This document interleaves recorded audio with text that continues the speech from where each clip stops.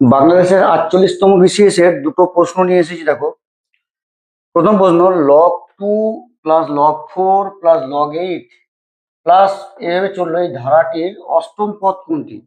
অর্থাৎ এটাকে যদি তুমি প্রথম পদ ধরো, এটা যদি দ্বিতীয় পদ হয়, এটা যদি তৃতীয় পদ হয়, তাহলে এইভাবে চলতে থাকলে 8 নাম্বার অষ্টম পদটা কত?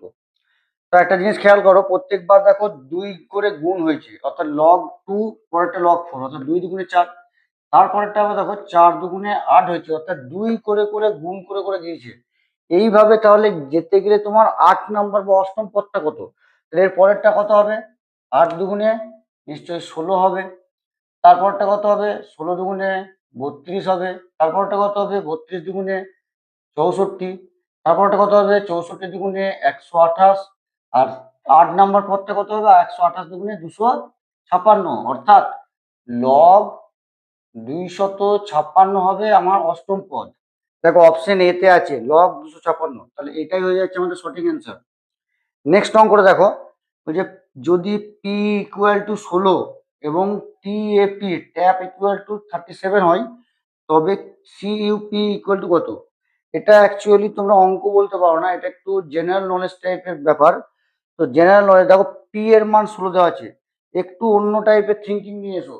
পি এর মান 16 কখন হয়? যদি তুমি A B C D E F G H I J K L M N O P এইভাবে যদি গুনতে থাকো, তাহলে পিটা হচ্ছে আমাদের 16 নম্বর অ্যালফাবেট পড়ে, তাই তো?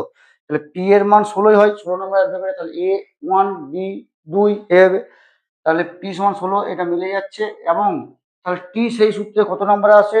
টি আসে 1 2 A B C D E F G H I J K L M N O P Q R S T. তাহলে টি এর মান সেই হিসাবে কত নম্বরে আসে? না, 20 নম্বরে আসে। যুক্ত এ কত? এ তো একই আসে, এ তো প্রথম সংখ্যা, এই প্রথম অ্যালফাবেট। তারপরে পি, পি কত? পি এর মান দেওয়া আছে দেখো 16, 16 নম্বরে আসে। তাহলে এইরকম করে আমার সংখ্যাটা কত আসছে দেখো, 20 আর 1 21, 21 প্লাস 16 37। তো আমার ট্যাপের মান তো 37 দেওয়া আছে। তা সেই সূত্র থেকে আমরা সিইউপির মান বার করতে পারবো। সি কত নাম্বার? না, এ বি সি, সি এটা 3 নাম্বার, তাহলে এটা হচ্ছে 3। ইউটা কত number? A B C D E F G H I J K L M N O P Q R S T U, অর্থাৎ 21 নম্বরে হচ্ছে আমার কি?